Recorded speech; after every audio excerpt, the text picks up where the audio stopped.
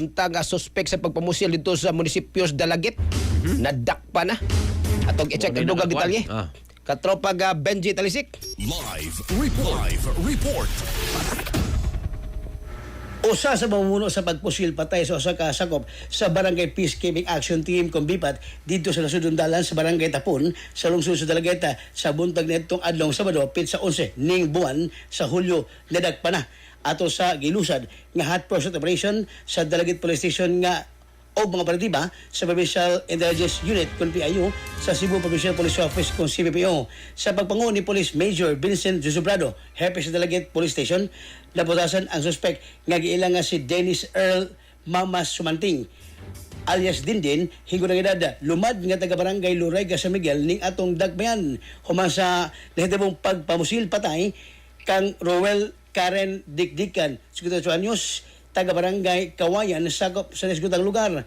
Ang Dalagit Police Station, milusad dayon og hot pursuit operation, kuyog ang mga operatiba sa PIU o CPPO sa alas 7 ang takna kagabi, adlaw Domingo, Hulyo 12, 2026, naposasan kining suspek si Subrado uban sa iyang mga sakop nihimo sa pagpanubay sa mga posibleng niposil patay sa biktima sa gihimong pagpalaom sa investigasyon sa Dalagit PNP pag-ila na usab sa nihimo sa krimen na ilan usab ang mga suspek subay sa mga nakuha ang mga kasayuran sa Dalagit Police Station nga kini suspek sa Barangay Luray, San Miguel nagpuyo apan sa nahitabong pagpamusil kang digdigan giingong ang kinimong suspek ana iya presensya dito sa lungsod sa Dalagit.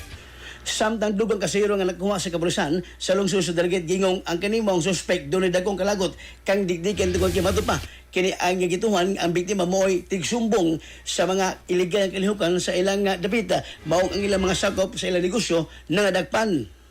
Ang suspek dihang gikuha sa habig taphok ini motubag ngadto sa mga pulis ang PNP Dalageta nag-alam na o naghikay na sa kasong murder nga ipasaka nga drosab sa dinagpan nga suspect sa piskalya. Update report nga nahipos sa Dalagit Police Station. Katropa sa Giabo ang magkalimot sa pagkaplas kanunay sa Santone Herbal Oil. Magkatawag ini, matag-adong tanan. Kini mo sa Yastuhal Incorporated mapalit sa parmasyag botika sa inyong lugar. Alang sa Ligyo sa Pilipino para sa Pilipinas ng katropa. Benji Talisik, XFM News. XFM report. Salamat katropang Benji Talisik. Cellphone Plus Gold, mapalit sa mga butika sa inyong lugar.